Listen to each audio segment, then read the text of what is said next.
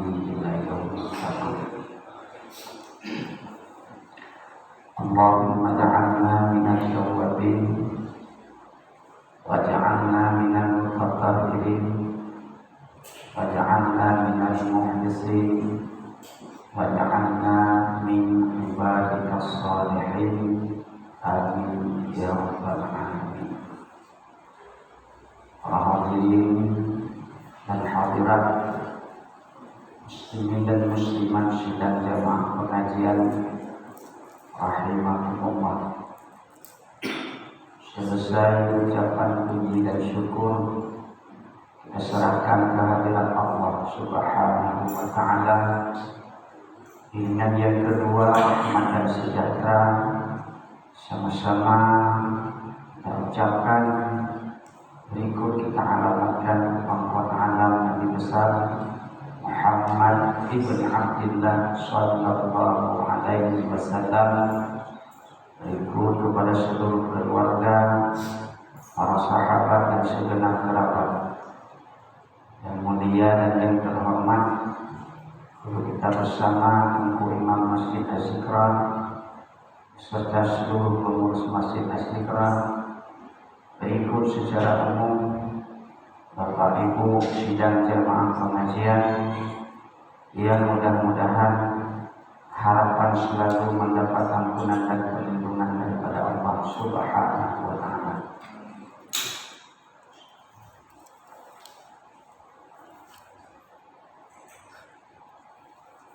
Cobalah pada kesempatan yang singkat ini kembali kita melihat anjuran ketentuan yang memang berlaku di dalam ilmu fikih, khususnya bicara tentang salat. Jamaah yang terhormat, cobalah kita rangkum hasil daripada apa yang telah kita bicara, membaca dan menganalisa tulisan-tulisan kitab ulama terdahulu yang disimpan buat petunjuk ibadah umat akhir zaman, khusus tentang salat.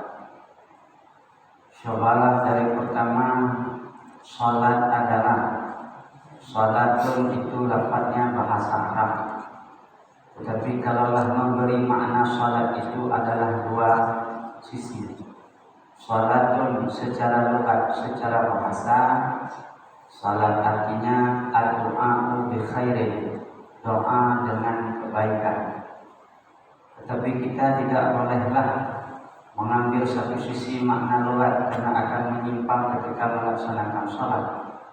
Bahkan beberapa tahun yang lalu di suatu daerah mereka melaksanakan doa secara bikhair, Rabbana atina fid dunya hasanah. Kamu sudah salat? Dia jawab sudah salat. Kenapa kamu sudah salat? Saya sudah berdoa dengan kebaikan.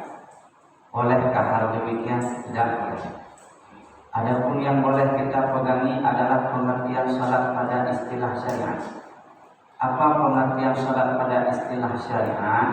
As-salatun wa af'alun wa aqwalun muftatahatun bit takbiri wa muftatamatun bit taslimi bi syara'ita mahsusah. Artinya pengertian salat secara istilah syariat beberapa perkataan dan beberapa perbuatan. Yang perkataan perbuatan tersebut adalah diawali dengan takbir, disudahi dengan salam, ikut serta dengan syarat-syarat yang telah ditentukan. Itulah pengertian syarat salat secara istilah syariat. Jemaah yang terhormat, cobalah yang namanya baru dikatakan salat itu sahihun, sah, maka sah pengertiannya adalah menghimpun segala syarat, lengkap segala rukun, tanpa ada dimiliki hal-hal yang membatalkan salat. Namanya salat tersebut sah. Untuk diterima atau tidak diterima oleh Allah akan ibadah salat adalah bicara tambah syarat satu lagi. Apa syarat satu lagi? Allah berfirman di dalam ayat, wala umiru illa liya'buduna mukhlishina lahuddin. tidak kuperintahkan kepada kalian kecuali beribadah kepadaku mukhlisina lahudin, ikhlas semata-mata kau lakukan ibadah karenaku, kata Allah. Oleh karena demikian, rukun salat yang 13, syarat salat menghadap kiblat, tertutup aurat, suci hadas, suci najis dan sebagainya, itu untuk sah salat. Untuk diterima ibadah tambah ikhlas. Bukan untuk diterima salat itu, untuk sah salat itu syaratnya ikhlas. Untuk sah tidak bicara ikhlas, tetapi untuk diterima oleh Allah adalah ikhlas semata-mata karena Allah. Maka oleh karena demikian, bolehlah kita mengatakan salat kamu begini-begini. Untuk sah itu kita mampu mendeteksi melalui syarat dan rukun. Untuk diterima itu urusan Allah. Cuman tugas kita lakukan ibadah ikhlas karena Allah.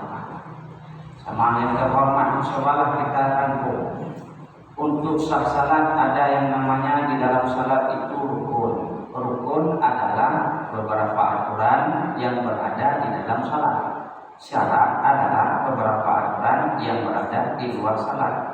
Di luar dan di dalam salat mesti untuk sah salat hingga salam lalu mesti yaitu kekal. Rukun salat ada yang mengatakan 19, rukun salat ada yang mengatakan 13, rukun salat ada yang mengatakan 14. Selain yang mengatakan 13, mereka itu memasukkan tumakninah. Makninah pada tiap-tiap rukun fikih itu merupakan juga rukun salat. Sehingga yang khilaf tentang 19, 14, 13, khilaf tersebut kesemuanya adalah tepat dan benar. Bukan satu benar, keduanya salah. Yang umum saja rukun salat itu 13. 13 itu terbagi kepada 3. Pertama, rukun qalbi adalah perbuatan hati. Kedua adalah rukun qauli, perbuatan mulut. Adapun rukun fi'li yaitu perbuatan anggota. Cobalah rukun fi'li 2. Pertama niat, kedua ujungnya nanti tertib. Fi'li yakni 6. Pertama, berdiri benar pada salat wajib. Kedua, rukuk. Ketiga, i'tidal. Keempat, sujud. Kelima, duduk antara dua sujud. Keenam adalah duduk pada tahiyat akhir. 6 tersebut rukun salat namanya rukun fi'li, perbuatan. Adapun 5 yang sesudahnya dinamakan rukun qauli, jumlahnya adalah 5. Pertama, mengucap takbiratul ihram, Allahu Akbar. Kedua, membaca surat Fatihah hingga walad dallin. Ketiga, yakni membaca tahiyat akhir dari at-tahiyatul hingga asyhadu anna Muhammadar Rasulullah. Keempat, mengucap salam, mengucap salawat kepada baginda Nabi sallallahu alaihi wasallam. Kelima, yaitu salam yang pertama. Simpulan sementara, rukun qalbi 2, rukun fi'li 6, rukun qauli adalah 5, jumlah 13. Cobalah dari satu-satu rukun itu secara umum saja. Umpama niat. Niat di dalam salat adalah rukun qalbi. Baru dikatakan sah niat mesti menghimpun 3 perkara ketika niat. Pertama, kasdun. Kedua, ta'arradun. Ketiga, ta'ayyanun. Ta'arradun, ta'ayyanun, kasdun. Kasdun sengaja melakukan. Kedua, menyangkut dalam hati tentang fardu. Fardunya mesti. Kata-kata fardu itu mesti terlintas dalam hati ketikanya. Ketiga adalah menentukan waktu. Zuhur, asar, maghrib, isya, subuh. 3 perkara rukun di dalamnya. Kalau 3 tersebut terhimpun dalam niat salat wajib, sah niat. Sah niat ada 1 rukun. Adapun menghadap kiblat, jumlah rakaat karena Allah Ta'ala tunai atau qada itu sunat untuk diniatkan di dalam hati. Itu kesimpulan tentang niat. Di mana berada posisi niat setelah alif atau hamzah pada Allah dan akhirnya sebelum mengakhiri huruf ra pada akbar. Disitulah kita memasukkan niat. Itulah bicara niat tentang salat wajib yang sah. Kedua adalah mengucap takbiratul ihram adalah rukun qauli, Allahu Akbar. Syarat daripada rukun qauli yang 5 yakni memelihara akan segala hurufnya. Kedua, memelihara akan susunan kalimatnya. Ketiga, memelihara akan i'rabnya. Keempat adalah tidak boleh menambah, mengurang atau menukar akan huruf. Contoh pada Allahu Akbar, salah satu aturan yang tidak boleh kita kerjakan adalah tidak boleh menambah alif pada akbar ujung daripada ba. Tidak boleh Allahu Akbar, tidak boleh panjang pada ba akbar. Alasan tidak boleh dua, kalau sengaja itu menyebabkan na'udzubillah kufur. Kenapa kufur? Karena akbar yang ada alif setelah ba itu maknanya bukanlah besar, tetapi maknanya adalah segala bentuk. Sehingga kalau Allah melafazkan, kita melafazkan Allahu Akbar, Allah segala bentuk. Kalau sengaja, maka di sini dinyatakan adalah kufur. Kenapa kufur? Karena mengakui Allah bukan besar, tapi mengakui Allah itu bentuk. Adapun kalau tidak sengaja, tidak sah rukun qauli. Tidak sah rukun qauli, tentu tidak ada satu rukun. Tidak ada satu rukun lam yasih salat, tidak sah akan salat. Itu bicara tentang melafazkan Allahu Akbar. Allahu Akbar dan niat itu adalah dalam waktu bersamaan, bukan terpisah. Kalau kita terpisah umpama niat itu baru takbir atau takbir dulu barunya, dalam naungan mazhab Imam Syafi'i itu tidak sah akan hal tersebut. Kapan juga pendapat yang kuat mulai niat yaitu bersamaan dengan takbiratul ihram, bukan bicara mengangkat tangan. Mengangkat tangan pada takbiratul ihram adalah sunnah. Kalaupun ditanya kenapa bisa bersamaan antara takbiratul ihram dengannya, maka jawabannya karena rukun yang berbeda.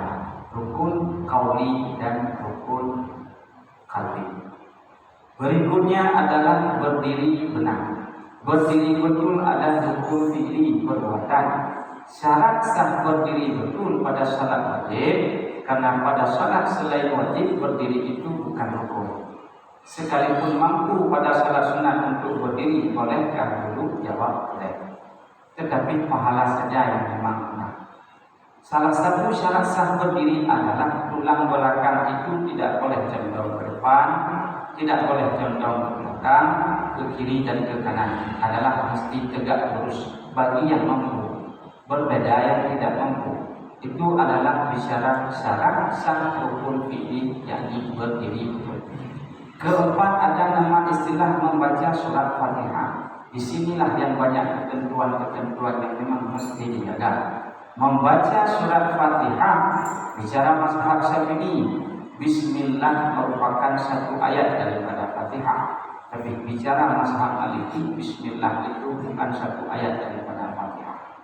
Sehingga Imam Syafi'i dari Bismillah hingga waladhdallin wajib memelihara akan segala hurufnya. Wajib memelihara akan segala tasdidnya, wajib memelihara akan susunan tertib kalimatnya, wajib memelihara yakni akan susunan kalimatnya. Contoh yang memang terlarang, umpama Bismillahirrahmanirrahim, Ar-Rahim itu tidak boleh.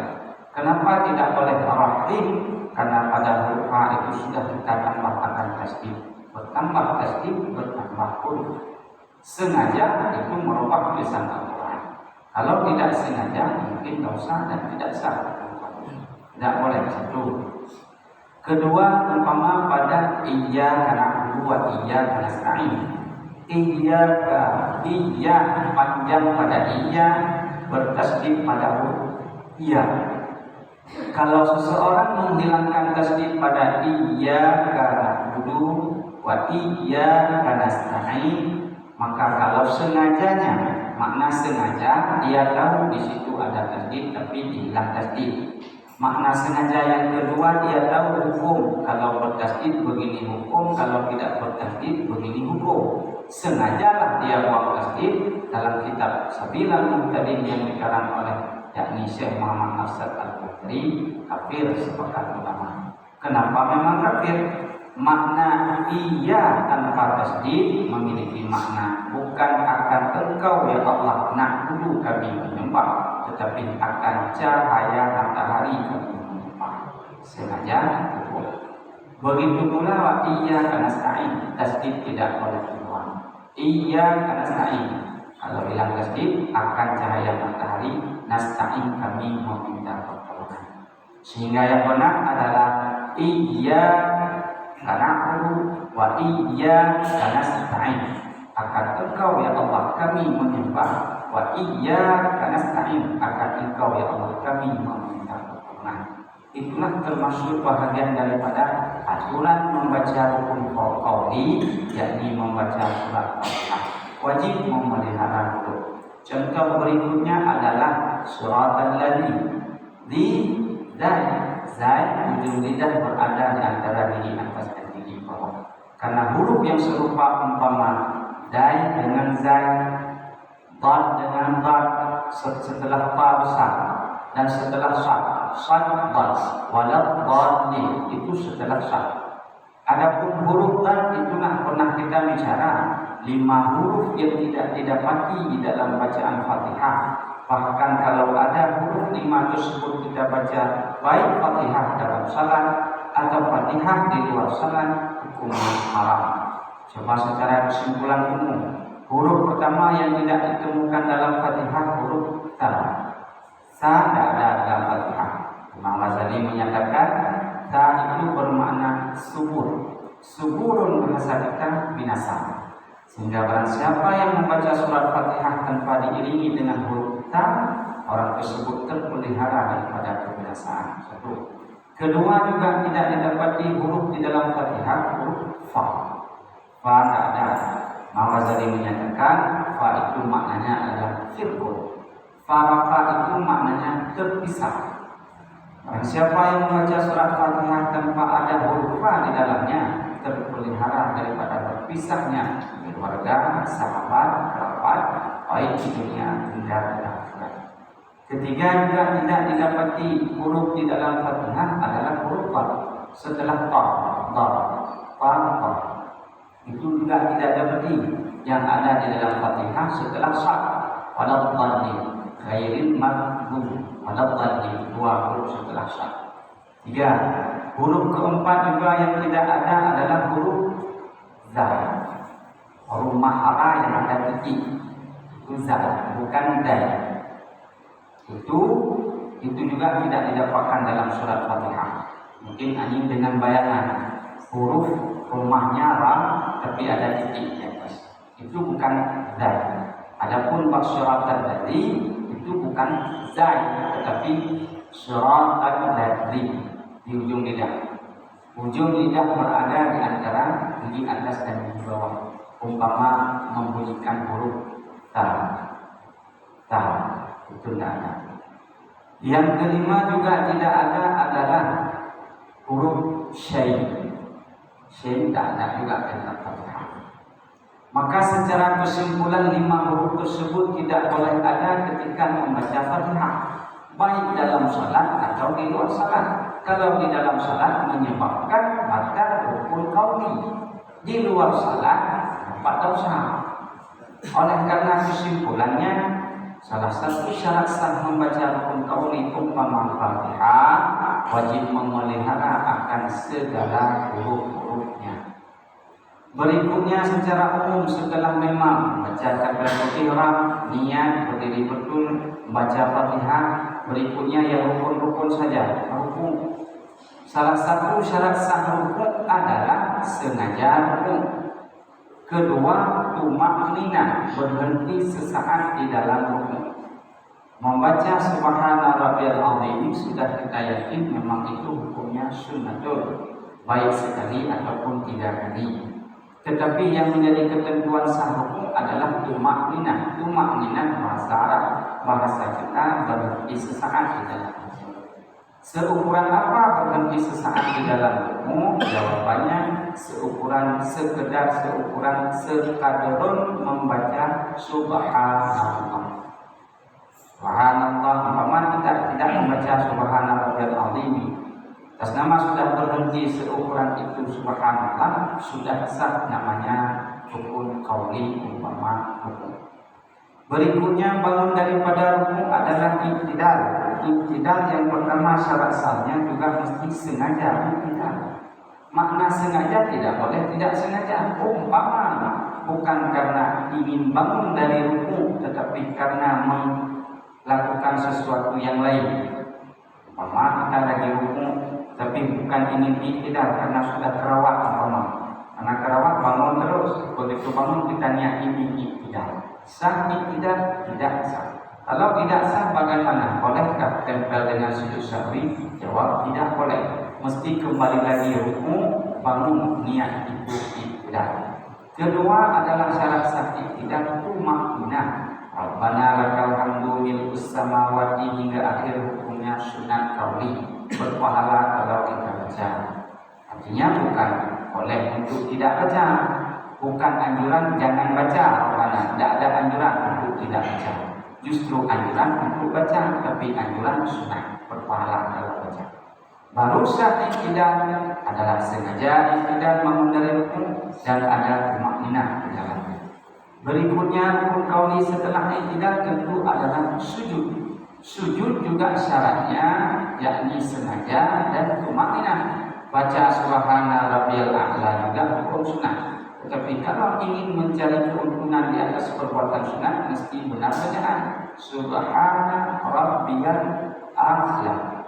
Alif bertemu in bukan a, tetapi alif bertemu dengan in a'la. Harus a'la, barulah mendapat keuntungan sunat. Tetapi kalau mencari keuntungan tetapi salah ketika baca, kalau kita lihat kaidah-kaidah mending tidak baca. Karena kalau baca dapat dosa, mending tidak dapat untung ketimbang rugi. Begitulah kira-kira. Bukan tidak boleh baca subhana rabbil a'la, tetapi mesti benar bacaan. Umpama bukan tidak boleh ketika istri masak kuah di rumah asin, jangan kuah yang kita larang untuk tidak masak, tetapi garam tolong kurangi.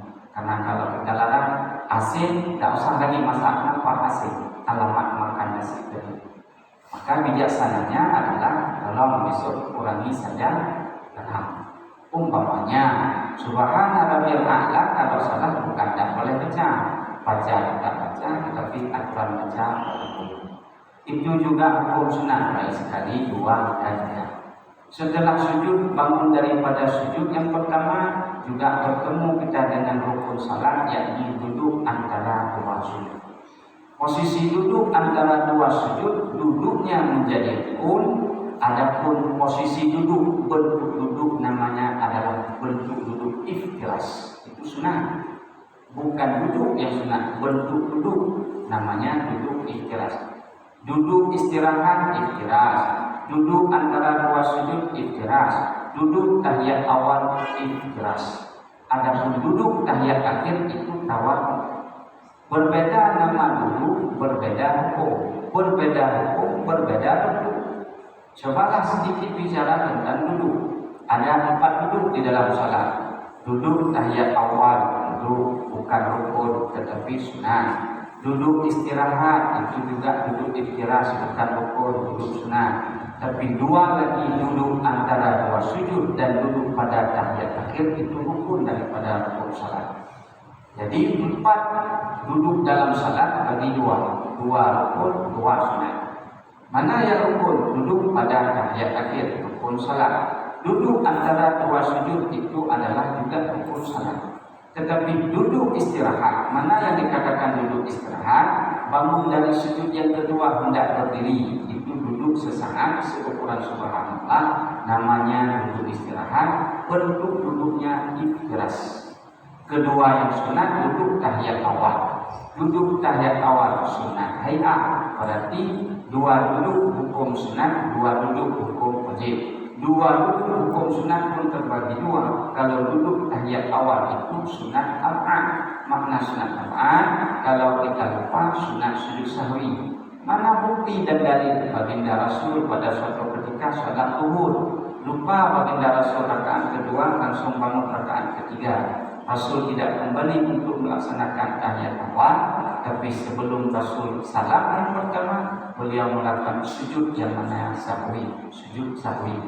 Oleh karena demikian, kalau memang duduk tahiyat awal itu rukun, tentu baginda Nabi tidak sujud sahwi, tetapi melakukan kembali kepada duduk tahiyat awal. Karena rukun tidak boleh diganti dengan sujud sahwi, yang boleh diganti dengan sujud sahwi adalah sunnah al-an, umpama duduk tahiyat awal dan umpama kunut pada salat subuh dan salat witir pada 15 akhir Ramadan. Oleh karena demikian, duduk tahiyat akhir namanya duduk yakni tawarruk, dan 3 duduk lain adalah namanya duduk iftirash. Duduk iftirash adalah 2 kaki di bawah paha. Beda dengan duduk tawarruk, kaki kiri dimasukkan di bawah kaki kanan. Kalau aturan sunat pada duduk itu banyak, yang sunat-sunatnya memang banyak yang telah kita bicarakan. Yang menjadi persoalan, duduk antara 2 sujud baru sah. Duduk antara 2 sujud, pertama tumakninah, mesti ada berhenti sesaat ketika duduk antara 2 sujud. Tetapi kalau sekira membaca Rabbil warhamni wajibuni warfa'na hingga akhir, itu sudah lebih daripada ukuran subhanallah. Kedua, sengaja duduk antara 2 sujud, itu rukun fi'li. Berikut sujud yang kedua, aturannya sama. Terus kalau memang kita iringi terus sampai kepada yang terakhir, namanya adalah rukun fi'li, duduk pada tasyahud akhir. Duduk pada tasyahud akhir rukun. Berikutnya ditemukan rukun qauli adalah membaca tasyahud akhir. Mana yang dikatakan membaca tasyahud atau tahiyat akhir? Mulai dari at-tahiyatu, dengan at-tah. Itu rukun qauli. Salah satu syarat sah rukun qauli juga memelihara akan segala huruf. Tulisan di dalam riwayat hadis Nabi tidak ada yang menuliskan at-tah, tasdid pada huruf ha, tidak ada. Sebenarnya membaca at-tahiyyatu, bukan at-tahiyyat. Kalau memang kita baca at-tahiyyatu, apa resikonya? Resikonya tidak sah rukun qauli yang namanya membaca tasyahud akhir. Kalau memang tidak sah rukun qauli, tentu tidak ada satu rukun. Tidak ada satu rukun cacat, satu rukun tidak sah, maka menyebabkan tidak sah salat. Tidak sah salat menyebabkan tidak ada salat. Tidak ada salat menyebabkan dia dosa besar. Dosa besar kalau tidak sempat taubat sebelum akhir hayat, maka masuk neraka. Kalau kita atur itu secara natijah, yaitu ilmu mantiq, menyatakan orang yang menambahkan tasdid pada huruf ha sama dengan masuk neraka. Bagaimana bisa? Sama seperti pernah kita atur ini secara ilmu mantiq, logika. Orang yang pergi ke sawah tanpa membawa alat yang namanya cangkul, umpama zaman dahulu. Kalau sekarang sudah ada proyektor segala macam. Kalau pergi ke sawah tidak bawa cangkul, ada yang akan mati. Bisa mati, bisa saja. Kalau kita atur orang tidak bawa alat namanya cangkul ke sawah, tentu tidak bisa membajak sawah. Tidak bisa membajak sawah, tentu tidak bisa menanam padi. Tidak bisa menanam padi, tentu tidak tumbuh padi. Tidak tumbuh padi, tidak ada beras, tidak makan, tidak ada makan mati. Maka orang pergi ke sawah tanpa bawa alat cangkul mati. Bandingannya orang yang menambahkan tasdid pada at-tah, maka masuk neraka. Bisa secara akli, bisa saja orang yang menambah tasdid pada huruf ha, karena itu rukun qauli, tidak sah rukun qauli, tidak sah rukun qauli, tidak sah rukun salat, tidak sah rukun salat, maka tidak sah salat, tidak sah salat, tidak ada salat, tidak ada salat, dosa besar, atau tidak sempat masuk neraka. Begitulah kira-kira kalau kita atur. Begitu pentingnya memelihara akan segala huruf pada rukun qauli. Dari mana itu adalah rukun membaca tahiyat akhir? At-tahiyyatul mubarakatuh salawatut thayyibatuh. Bahkan di dalam hadis dinyatakan yang pernah dirawi oleh Ibnu Abbas, at-tahiyyatu lillah. Sehingga 3 kalimat berikutnya juga hukum sunnah. Mana 3 berikut hukum sunnah? At-tahiyyatu mubarakatuh sunnah, salawatu sunnah, thayyibatu sunnah. Yang menjadi wajib adalah at-tahiyatu lillah. Berikutnya sampai kepada wa asyhadu anna Muhammadar Rasulullah. Juga di situ wa asyhadu pada tasbih Muhammad juga sunnah. Maka kita asyhadu an la ilaha illallah wa anna Muhammadar Rasulullah. Mengulang kata-kata asyhadu pada tasbih Muhammad juga sunnah dengan syarat ada huruf waw. Karena waw situ ilmu nahwu menyatakan waw kata. Asyhadu an la ilaha illallah wa anna Muhammadar Rasulullah.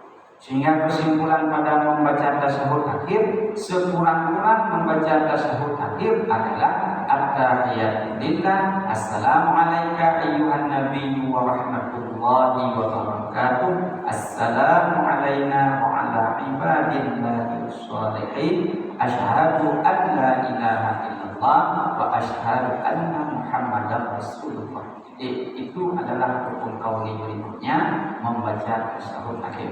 Berikutnya juga ketentuan ketika bertasyahud tidak boleh yakni mendahirkan bunyi nun mati pada tasyahud Allah, tidak boleh mendahirkan bunyi tanwin pada tasyahud Muhammad.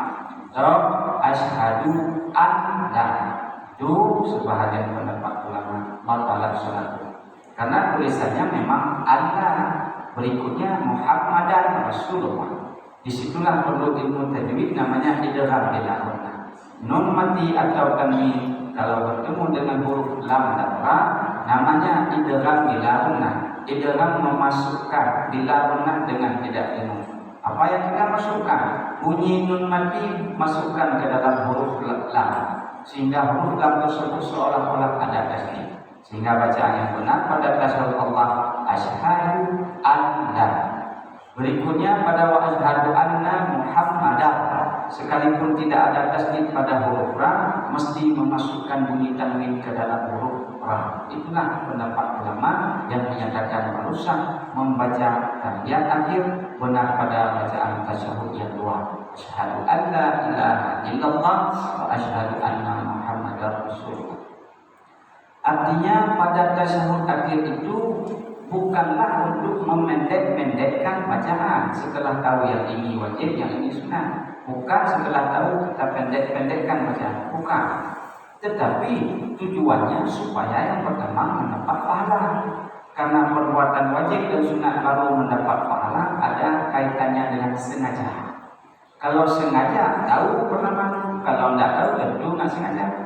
Tahu ini rukun at-tahiyatul lillah, tahu at-tahiyatul mubarakatus shalawatut thayyibatu, 3 kalimat itu sunat. Tahu sunat, tahu karena ada ilmu. Kita baca yang tahu itu sunat, barulah mayusabu ala fi'li wa la yu'aqabu ala tarki.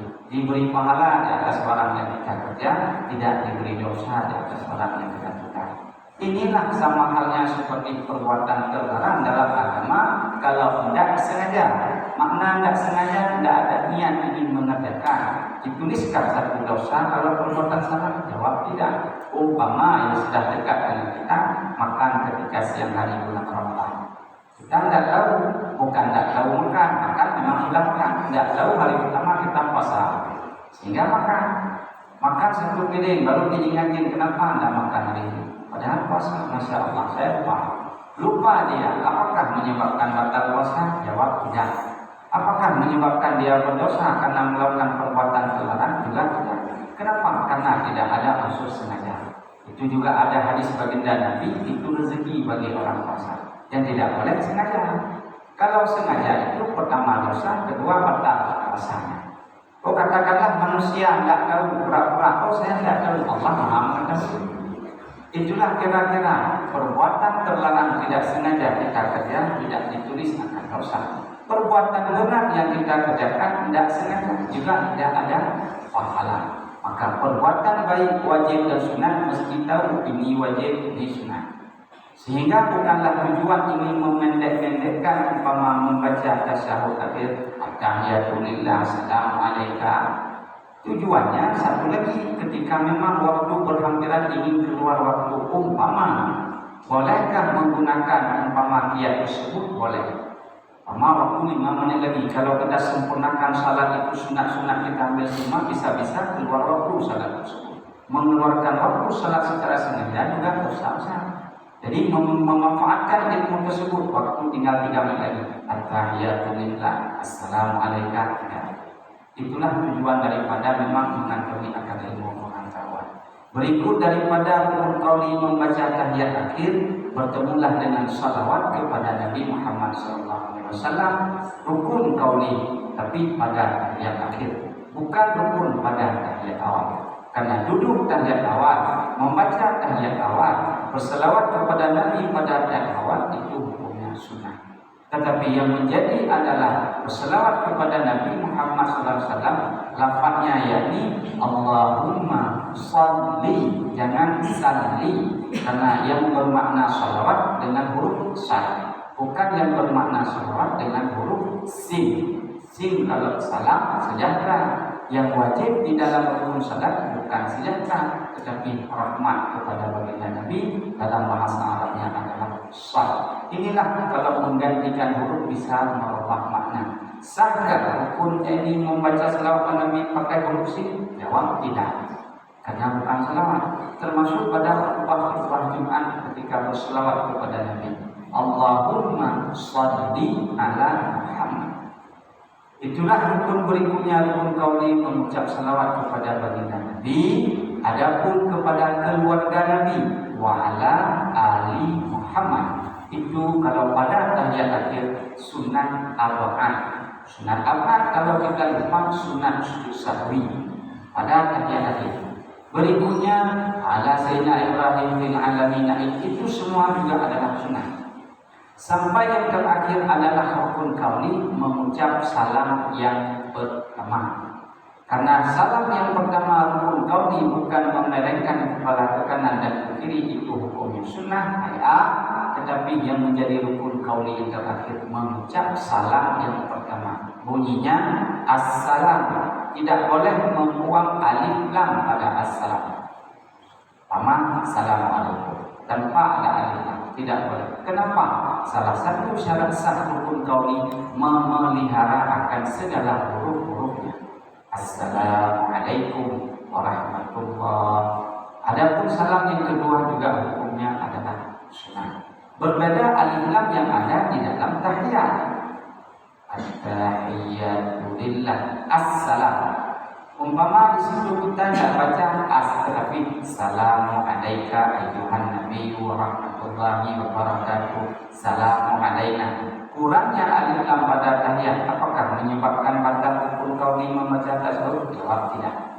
Tetapi kurangnya alif lam pada mengucap salam yang pertama itu bisa-bisa tidak sah rukun qauli yang terakhir yakni membaca salam. Maka syarat rukun salat yang terakhir qauli assalamualaikum warahmatullahi. Sudah. Berikutnya istilah kita adalah tertib. Makna tertib yang nomor 1 disatukan, nomor 2 diluarkan, yang 3 ditigakan, yang 12 di12kan. Itu mana tertib? Yang tidak boleh, yang dikatakan tidak tertib pada membaca Fatihah, tidak rukuk, pada posisi rukuk, dan baca Fatihah itu tidak tertib. Itulah satu lagi yang menjadi sunat mualat. Mualat dan tertib itu beda artinya. Tertib itu adalah 1, 2, 3, 4, 15. Tapi kalau mualat itu beriringan. Artinya tidak ada jeda perbuatan lain antara nomor 1 dengan nomor 2. Sehingga dalam hal wudhu itu yang menjadi satu tertib. Mualat bukan merupakan satu, tetapi sunat. Setelah cuci muka, umpama kita cuci tangan. Tapi nggak cuci tangan terus, tapi katakanlah angkat handphone sebentar, menjawab panggilan orang, itu hukumnya makruh, tidak menyebabkan batal mengambil. Kesimpulan secara umum mengenai rukun salat yang ke-13, yang 13 adalah terbagi 3, rukun qauli, rukun fi'li, dan rukun qalbi. Inilah yang dikatakan istilah salat fi syar'i. Pada istilah syarat aqwalun, beberapa perkataan, wa af'alun, dan beberapa perbuatan, yang dibuka dengan takbir Allahu Akbar, ditutup dengan salam Assalamualaikum bisyara'ika maksus, dengan syarat-syarat yang telah ditentukan. Sidang jamaah yang terhormat, lengkap rukun 13 tersebut sama dengan sahihul salat tersebut. Setelah sah ada ujungnya, maka ada dua sifat yang memang tambahan ilmu akhlak, yakni sifat khauf dan raja. Khauf itu takut, raja itu harap. Takut bagaimana setelah salat umpama, ya Allah, apakah diterima salatku ya Allah? Apakah diterima salatku ya Allah? Itu khauf, takut. Tetapi di ujung khauf takut itu ada sifat raja. Ya Allah, saya adalah hamba yang kurang. Ya Allah, saya hamba yang begini-begini. Biarpun kurang-kurang salatku, terima. Itu satu adab pada ujung satu ibadah, khauf dan raja. Sedang jemaah yang terhormat, itulah kira-kira kesimpulan secara umum. Adapun secara khusus itu memang tulisan kitab yang telah kita baca beberapa bulan-bulan setiap malam Senin, kalau sekarang lagi dengan malam Rabu. Sekian, terima kasih. Assalamualaikum warahmatullahi wabarakatuh. Baik Bapak ada pertanyaan Pak?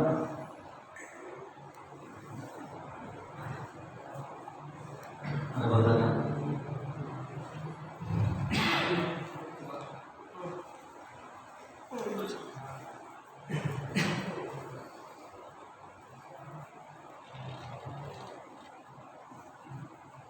Assalamualaikum warahmatullahi wabarakatuh.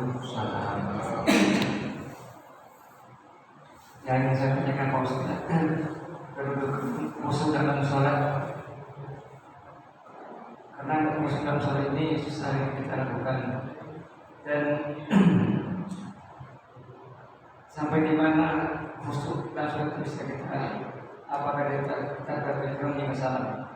Assalamualaikum warahmatullahi wabarakatuh. Khasya'an, khusyuk bahasa Arab, bahasa kita tetap. Apa yang tetap? Tetap hati khusyuk, tetap mata khusyuk. Khusyuk itu adalah yang sebenarnya dia letak di hati khusyuk. Hukum daripada khusyuk di dalam salat bicara naungan mazhab Imam Syafi'i, khusyuk tersebut bukan daripada salat. Karena kalau memang Imam Syafi'i menetapkan khusyuk itu rukun salat, mungkin kita berjam-jam melakukan salat terus. Setelah salat terus salat lagi. Yakin. Itu pertama dulu, khusyuk bukan daripada rukun salat. Begini, kalau tidak khusyuk, salat sudah sah. Kalau sudah menghimpun syarat dan rukun, sudah sah. Umpama saja, jangankan kita umat di akhir zaman, mungkin sejarah membuktikan Sayyidina Ali karamallahu wajhah. Sayyidina Ali sahabat yang dikenal khusyuk akan salat. Sampai-sampai ada sejarah tombak itu disuruh copot ketika terjadi dalam perang di dalam salat. Khusyuknya salat sahabat Sayyidina Ali tidak terasa karena dia khusyuk salat. Tapi pada suatu ketika baginda Nabi umpama ingin mencoba siapa yang salat khusyuk, Ali mengangkat tangan, saya ya Rasul. Sehingga Ali, kamu salat 2 rakaat secara khusyuk. Kalau kamu khusyuk, kuberi hadiah, yakni 2 burdah surban Nabi. Janji oleh Nabi, siap kamu Ali? Siap. Salatlah Sayyidina Ali 2 rakaat untuk membuktikan khusyuk atau tidak. Rakaat pertama Ali aman, khusyuk tak. Rakaat kedua Ali terbayar. Rasul menjanjikan 2 burdah Nabi ada 2, satu hijau, satu merah. Kapan teringat dalam salat? Assalamualaikum warahmatullahi wabarakatuh. Ali, Assalamualaikum warahmatullahi. Rasul bertanya, bagaimana Ali? Tidak, Rasulullah. Kenapa? Saya teringat ketika Rasul ingin menjanjikan 2 burdah Rasul, saya teringat yang diberi itu saya kalau khusyuk merah atau hijau. Itu salat sahabat. Tetapi kalau memang kita inilah memang Imam Syafi'i antara 4 imam mazhab Hanafi, Maliki, Syafi'i, Hambali, mengakui oleh mereka akan memang lebihnya mazhab Imam Syafi'i, tidak begitu ketat, tidak begitu longgar. Ada mazhab yang memang khusyuk itu merupakan syarat sah salat. Kalau memang seperti itu yang kita lakukan, bagaimana? Kita Allahu Akbar, jatuh hujan, kain dalam jemuran, dah khusyuk, dah sah salat. Ulang lagi, Allahu Akbar. Anak belum makan di rumah, ada saja yang memang digoda. Kalau memang mazhab Syafi'i, khusyuk pertama bukan untuk salat satu. Kedua, khusyuk tersebut dalam salat adalah sunnah yang dianjurkan. Mesti kita khusyuk. Kenapa? Karena salat adalah ibadah di antara ibadah nomor satu menghadap Allah Subhanahu wa Ta'ala. Adakah kiat khusyuk? Mungkin dalam kitab-kitab kita lihat banyak kiat supaya khusyuk akan salat. Arti khusyuk begini, kalau kita melakukan takbiratul ihram, kita hati kita ikut serta Allah, dalam hati juga Allah Akbar. Begitu, karena dalam salat setelah Allah Akbar hingga salam tidak sunyi lisan seseorang daripada ucapan, tidak ada sunyi. Allah Akbar kabira, a'udzubillah, bismillah, alhamdulillah, bismillah lagi baca ayat, Allah Akbar baca doa di rukuk, tasbih, sami Allah Rabbana hingga salam yang benar. Tidak sunyi lisan manusia ketika salat itu daripada mengucap apa yang baik wajib ataupun sunnah. Secara khusyuk sebenarnya kiat dari sekian banyak adalah dengan mengikuti rukun qauli. Rukun qauli 5 sudah kita terus tadi. Salah satu lagi syarat sah rukun qauli adalah setiap huruf yang kita lafazkan wajib terdengar di telinga sendiri. Syarat jika tidak ada yang menegak sampai suara terdengar, umpama suara mikrofon, umpama kupingnya tuli, umpama suara yang suara sehingga menegakkan bacaan rukun qauli sampai terdengar. Kalau tidak ada yang menegak, wajib. Itu syarat sah rukun qauli. Allahu Akbar. Jangan telinga orang, telinga kita sendiri. Karena kalau dalam jamaah suara kita terdengar ke telinga orang, hukumnya makruh, mengganggu orang. Fatihah begitu pula. Apalagi membaca tahiyat akhir begitu pula, membaca salawat begitu pula, membaca salam begitu pula. Rukun qauli kalau tidak ada yang menegak sampai suara ke telinga, wajib terdengar ke telinga. Tetapi kalau ada hal yang menegak, tidak wajib sampai ke telinga. Sehingga salah satu kiat khusyuk adalah perdengarkan setiap bacaan pada telinga. Salah satu kiat khusyuk. Kalau yang rukun 5 wajib hukumnya. Tapi kalau subhana rabbiyal a'la, rabbana rabbil membaca surat Assalamualaikum yang sunat-sunat juga hukumnya sunat sampai bacaan ke telinga. Kapan berlaku hukum sunat seperti tadi? Syarat jika tidak ada mani'un masalah. Mani itu yang menegak sampai suara. Itulah bicara segelumpang atau sedikit mengenai khusyuk di dalam salat. Bukan dia itu rukun, tetapi biarpun bukan rukun, kalau begitu ingat saja apa di luar salat, dalam salat itu juga tidak ada anjuran. Jangan kan bukan rukun, ya udah ingat terus apa di luar salat, dalam salat itu pun nanti jadi salah. Kesimpulannya, khusyuk adalah sunnah yang dianjurkan dalam salat, bukan rukun. Begitu sedikit mengenai khasya'a khusyuk. Itu Ustaz sudah bisa. Alhamdulillah. Mungkin sekian, terima kasih. Itulah bicara tentang rukun salat. Saya mohon maaf atas segala kekurangan. Terima kasih atas segala perhatian. Itu sebenarnya review. Tapi kalau bicara duduk masih ada penjelasan. Baik duduk kaki itu masih belum habis. Mudah-mudahan kalau Allah memberi umur panjang setelah Idul Adha kita bertemu dalam kubur surga yang majelis ilmu. Karena dalam beberapa hari kemudian mungkin saya berangkat ke Raja sebentar. Mungkin doa dari Bapak sekalian jemaah supaya selamat dalam perjalanan kemudian pulang suatu saat. Kalau Allah memberikan izin, Allah kirimkan kita dari setelah Idul Adha.